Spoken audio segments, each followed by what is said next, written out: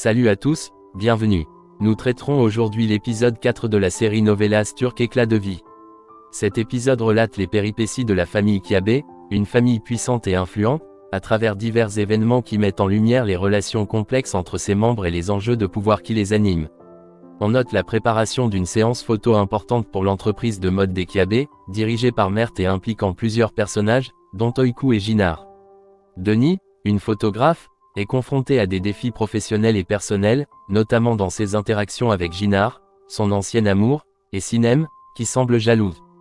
Parallèlement, on découvre les intrigues familiales et professionnelles, comme les tensions entre Kojabe et Tekin, un autre personnage influent, ainsi que les ambitions et les secrets qui caractérisent les relations entre les membres de la famille Kiabe. Les moments forts incluent la confrontation entre Arsu et Essine, la fille d'Arsu, à propos d'un scandale médiatique, ainsi que la réunion de famille tendue où les erreurs d'Essine sont discutées. Suivez par vous-même cet épisode et on se retrouve après pour vous partager notre observation. Cet épisode commence avec une ambiance dynamique autour de l'organisation de la séance photo pour l'entreprise de mode des Kiabe. Toute l'équipe est mobilisée et participe activement aux préparatifs.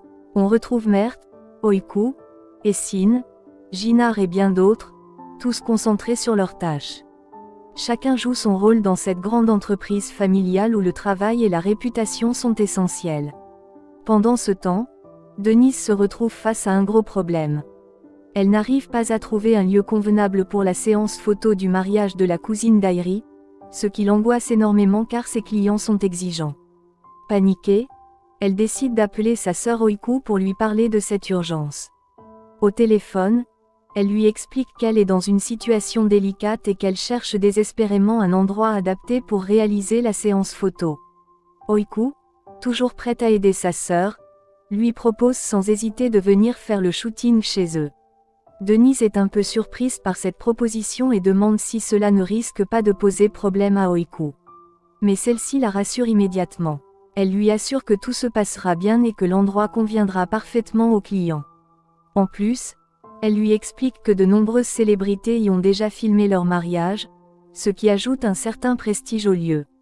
Un peu plus tard, Jinar aperçoit Denise de loin. Il lui adresse un sourire chaleureux puis s'approche doucement d'elle. Arrivé à sa hauteur, il la salue avec gentillesse et lui demande s'il s'agit encore d'une coïncidence qu'ils se croivent. Denise lui répond calmement que cette fois ce n'est pas le fruit du hasard. Puis elle le remercie sincèrement pour l'aide qu'il leur avait apportée l'autre jour. Après ce bref échange, elle lui dit qu'elle doit retourner au travail et s'éloigne avec un petit A+. Une fois partie, elle se demande pourquoi elle a prononcé ces mots, ce qui l'intrigue un peu. Alors qu'elle est en train de filmer ses clients, Jinar revient vers elle pour lui apporter son soutien. Il l'observe travailler puis lui donne quelques conseils supplémentaires pour améliorer ses prises de vue et réaliser des poses plus réussies. Il se montre attentif et encourageant. À ce moment-là, elle, attirée par Jinar, tente de se rapprocher de lui en adoptant une attitude séductrice, mais Jinar, fidèle à lui-même, lui demande de rester professionnel et de ne pas mélanger le travail et les sentiments. En s'éloignant, Ella lui lance un petit sourire provocateur en disant qu'ils verront bien s'il parviendra réellement à garder ses distances. Essine, qui observe toute la scène de loin, semble intriguée. Elle s'approche de Jinar et lui montre un article paru dans les journaux. Surprise par le contenu, elle veut en discuter avec lui. Mais Jinar, très agacé, l'accuse immédiatement d'avoir transmis cette information à la presse. Et essaie de se défendre et affirme que ce n'est pas elle. Cependant, en y repensant, elle se rend compte que c'est bien elle qui avait envoyé la nouvelle aux journalistes, bien qu'elle n'ose pas l'avouer sur le moment. Jinar, énervé, lui demande alors de rester loin de lui et de sa famille. Contre toute attente, cette réaction le satisfait intérieurement. Elle est contente d'avoir provoqué une telle réaction car cela signifie qu'elle a encore de l'impact sur lui. De son côté, Denise, qui a assisté à la scène de loin, demande à Oiku ce qu'il se passe entre Jinar et cette fille. Oiku lui explique calmement qu'il s'agit de l'ex-petite amie de Jinar. Denis, un peu moqueux, commente que ce genre de choses arrive souvent dans les familles riches et met sa sœur en garde en lui disant de faire très attention. Un peu plus tard, une collègue de Mertes lui rappelle qu'ils doivent impérativement terminer la séance photo. pour éviter que l'élite ne soit contrariée. Le temps presse et l'attention monte. Wiku propose alors que sa sœur Denise les aide car elle est une excellente photographe. Mais Sinem qui est présente se moque d'elle en disant que Denise vient à peine d'obtenir son diplôme et n'a pas suffisamment d'expérience. Mert qui fait confiance à Wiku affirme qu'il ne perd rien à essayer. Sin cependant réplique que Mert risque de le regretter. Malgré les tensions, Mert s'approche d'Iku et lui demande directement si elle peut les aider à terminer la séance photo. Oiku hésite car elle ne se sent pas encore totalement intégrée. Dans le projet. Mais Mert lui dit qu'il assumera toutes les conséquences si jamais quelque chose tourne mal. Il ajoute qu'il a une grande confiance en elle et qu'elle fait partie des rares personnes sur qui il peut compter. Touché par ses paroles, Wiku finit par accepter.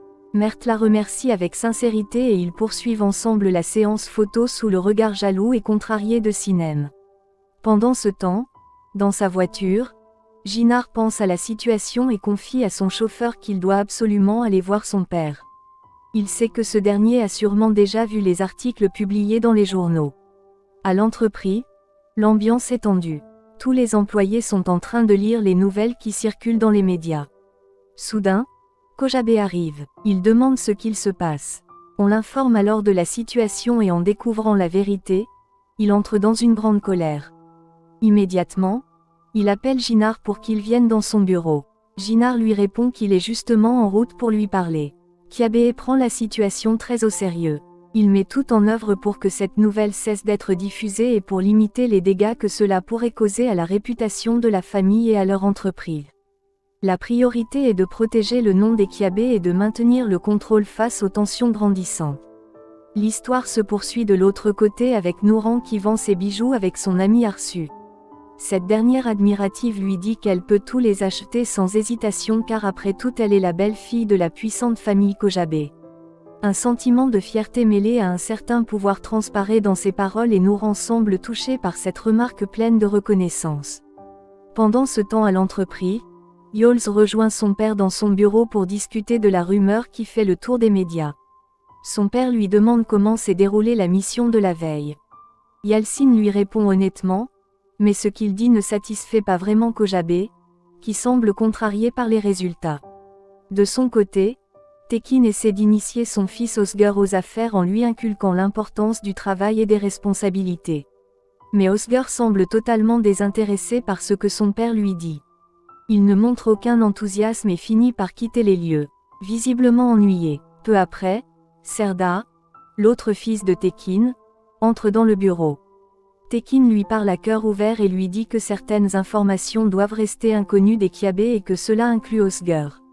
Serda, intrigué, lui demande pourquoi son frère ne peut pas être mis au courant. Tekin répond qu'il préfère l'écarter pour le moment, qu'il ne veut pas le mêler à ce qui se prépare. Il précise qu'Osgur devra s'occuper uniquement des tâches courantes de leur entreprise pendant que lui et Serda iront selon ses mots nager en eau trouble. Serda exprime alors son malaise face au retour de Jinar. Il explique qu'ils connaissent bien Yalcin mais que Jinar leur est inconnu. Tekin confiant tente de le rassurer. Ils finiront par cerner Jinar également et à la fin les deux frères deviendront leur proie. Au même moment Jinar arrive dans le bureau de son père. Kojabe ne cache pas sa déception et lui reproche d'avoir appris la nouvelle par les journaux plutôt que de vive voix. Jinar tente de s'expliquer, disant qu'il attendait le bon moment pour tout lui raconter, mais son père balaie l'explication d'un revers de main, jugeant qu'il ne sert à rien de discuter de choses personnelles.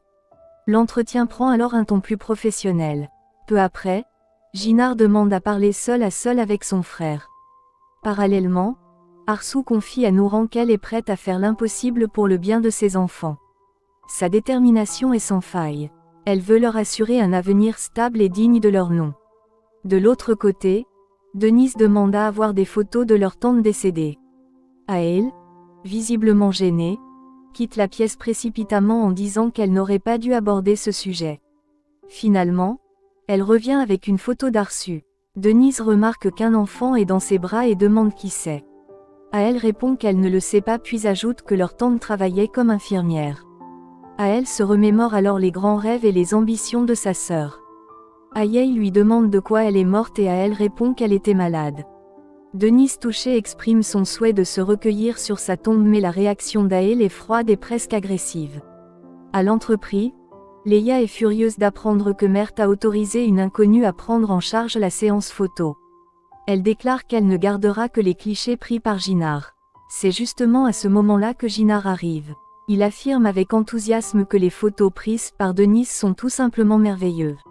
Il remercie ensuite Wiku et Mert d'avoir trouvé une personne aussi compétente pour le remplacer. Il part ensuite avec Mert pour faire les dernières retouches sur les photos.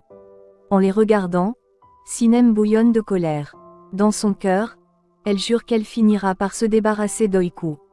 Au studio photo, Ginard se plaint d'un barrage de la lenteur d'un employé. Il dit qu'il a besoin de quelqu'un de plus efficace.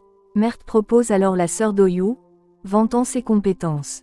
Pendant ce temps à la maison, Arsu conseille à sa fille Essine de redescendre sur Terre et d'être plus discrète pour ne pas décevoir son grand-père.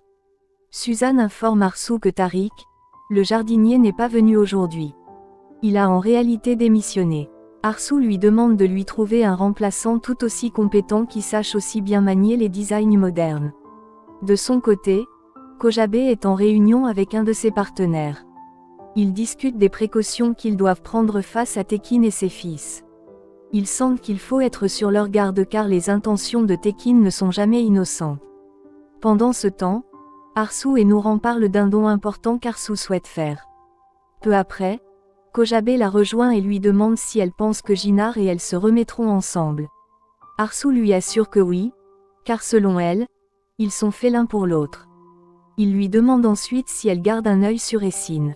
Arsu confirme, mais Kojabe souligne que la jeune fille devient trop audacieuse, ne respectant plus les valeurs familiales. Le soir venu, Arsu confronte Essine. Elle l'accuse d'être à l'origine du scandale dans les journaux. Et S finit par avouer qu'elle est bien responsable. Leila, qui surprend leur conversation, comprend toute la vérité. Arsu prévient alors sévèrement sa fille. Elle risque de se brûler si elle continue à jouer avec le feu. Plus tard, toute la famille Kojabe est réunie autour de la table pour le dîner. Mert annonce que la nouvelle a été supprimée des journaux, ce qui devrait apaiser les tensions. Mais Kojabe, toujours irrité, déclare qu'il ne veut plus jamais entendre parler de cette histoire. Leila de son côté reproche à Haru d'être trop indulgente avec elle, affirme qu'elle n'aurait jamais été aussi calme si Mert avait commis une telle erreur. Kiabe agacé met fin à la discussion mais Leila insiste disant qu'elle est convaincue qu'Essine ne recommencera plus car c'est elle qui a transmis l'information à la presse. Honteux, Essine se lève brusquement et quitte la table. Ginard la suit sans dire un mot. Arsu, bouleversé, en veut aller là pour l'avoir humiliée devant tout le monde. Ginard retrouve Essine dans sa chambre. Il la voit en larmes et tente de la consoler. Il lui dit qu'il ne lui en veut pas et qu'il comprend que ce n'était pas pour lui nuire. Elle lui explique qu'elle voulait juste l'aider à se débarrasser d'elle. Ginard lui pardonne, lui demande de tout oublier et la prend tendrement dans ses bras. Il lui dit qu'elle compte beaucoup pour lui, laissant entrevoir une complicité sincère entre eux. Malgré les erreurs commises.